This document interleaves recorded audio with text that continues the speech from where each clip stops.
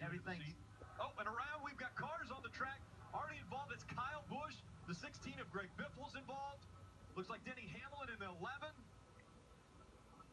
And this is exactly what you didn't want to see as a crew chief, Steve. Cars getting torn up. These are their primary cars. Yeah, I mean, you're kicking yourself now if you're in this crash. Did you really need to be out there?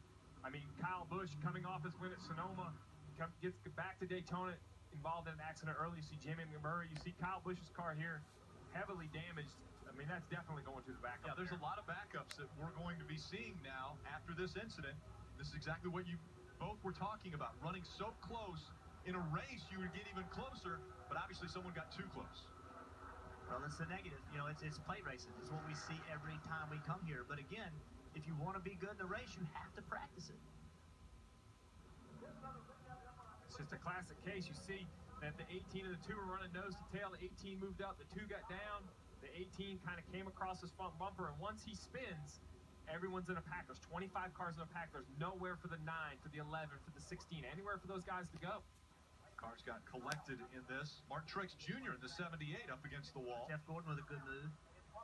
24 of Gordon stayed right down by the double yellow line, was able to avoid it. Sam Hornish, he comes in here. He's, nothing he can do. I mean, there's nothing he could have done different right there. Yeah, the 18 came down the track. Sam Hornish collects him. Jamie McMurray in the 1 also involved. Martin Truex Jr. landed the wall pretty hard before he got into the 18 as well. But it started with the 18 and the 2. The 2 just behind that 18. And that's the tough part. You're running in such close proximity. You have to help each other. Right here, you're on board with Kevin Harvick. And he's looking ahead. His spotters thought. Oh, he's coming this lap. His spotters are coming this time. Now he sees it. He lifts. He lifts. All you can see is smoke. Gets really low. Good job.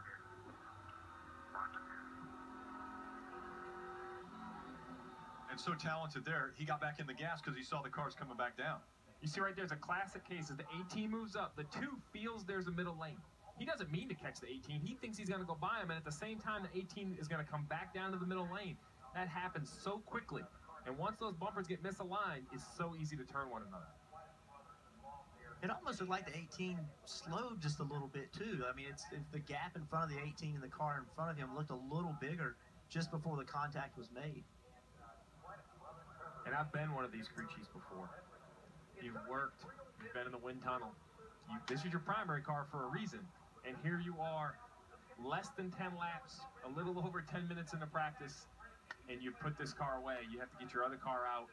Now your whole practice plan has to change. And remember, it was February that Kyle Busch was involved in an accident that kept him out of 11 races for the Cup Series. Because of that accident, now he's involved in another accident. He was able to drive the car back to the garage. Obviously not the way he wanted to start this practice. Here's Carl Edwards.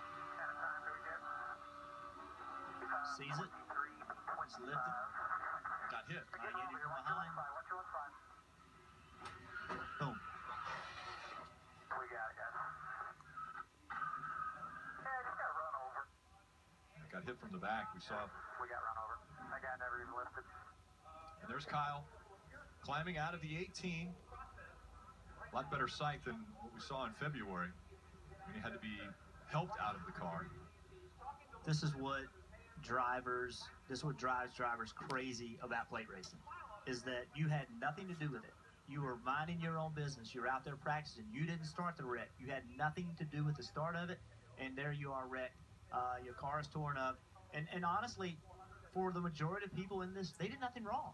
They were in the wrong place at the wrong time, and it's why when you go to Daytona, you go to Talladega, the drivers that won the race talk about how much they loved it, and most everybody else is like, oh my gosh, it's so difficult because you so many times you're a victim, and it's just a very frustrating way to race. It's fun to watch and it's fun to do, but it can be very frustrating. Steve, how many hours, how many days, weeks are put into these primary cars that they are specifically made for this very race? It would just astonish you the level of detail that these teams take when they come to the speedways. A lot of these cars, you know, most of them are solid color, and like on the one car here, the yellow and the McDonald's, those are decals. Right.